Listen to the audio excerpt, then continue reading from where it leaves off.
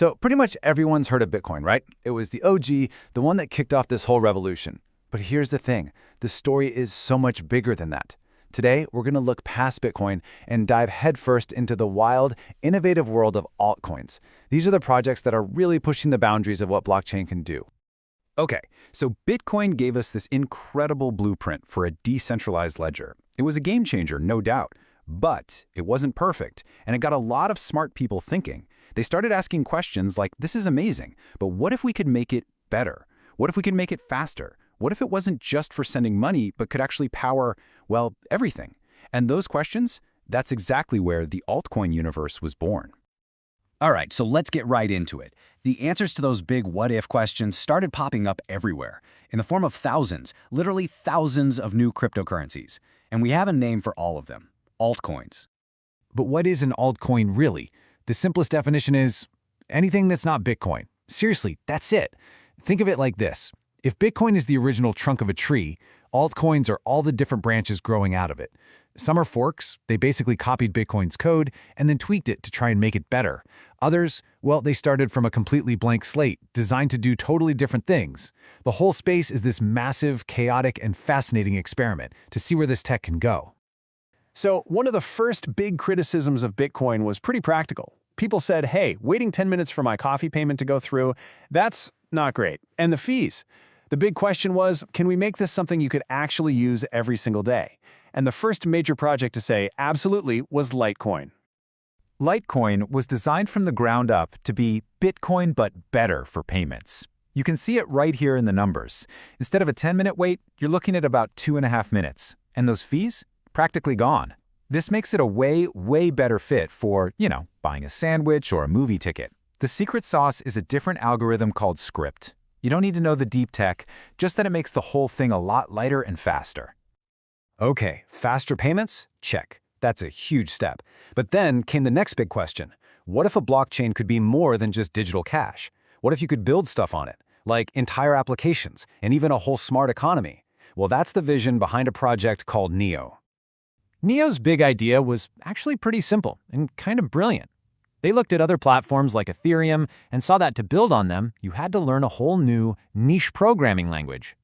Neo went the other way. They said, hey developers, just use the tools you already know and love. C#, Java, all the hits. By making it easy for developers to jump in, they're betting they can get a ton of people building the next generation of decentralized apps on their network. So we've got faster chains, and we've got smarter, programmable chains. That's cool. But there's a huge elephant in the room. How do any of these new technologies actually talk to the old world of finance? The banks, the big institutions? That's the billion-dollar question that projects like Ripple and Stellar are trying to answer. The way Ripple works is kind of mind-bendingly clever. Instead of actually sending money around the globe, which is slow and expensive, it basically just sends information. Let's walk through this example. Lawrence needs to get $100 to David in another country. So Lawrence just gives the cash to his local guy, Sam. Sam doesn't mail the money, he just sends a secure message over the Ripple network to David's local person, Rose. Rose gets the message and pays David $100 out of her own pocket. Now Sam just owes Rose that money, an IOU that gets settled up instantly on the network. The key takeaway? The money never actually crossed a border. Wild, right? So how is it so fast? Well, Ripple threw out the whole mining thing that Bitcoin uses. That's the proof-of-work system that eats up so much energy.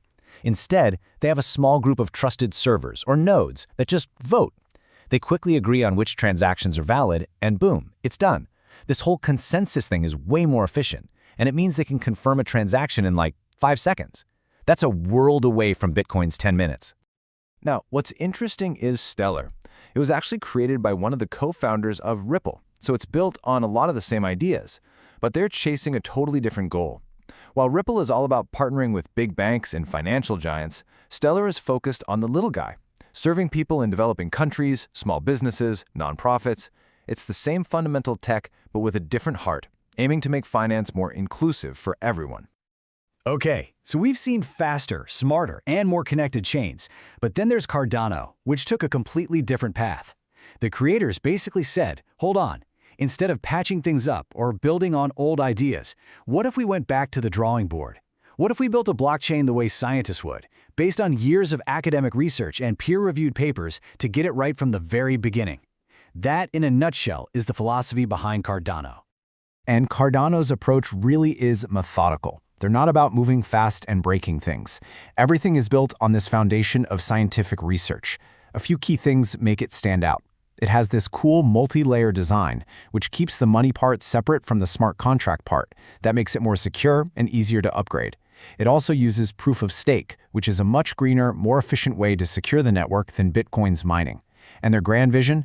To build an internet of blockchains, where all these different cryptos can finally talk to each other without needing a middleman.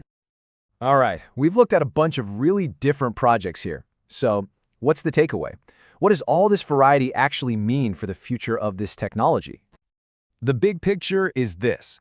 Blockchain isn't just one thing. It's more like a giant toolkit. And each of these altcoins is a specialized tool designed for a very specific job.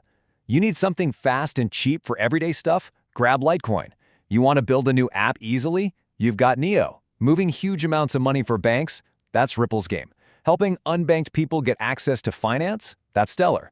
And if you're building for the long haul and need something built on a rock-solid academic foundation, you look at Cardano.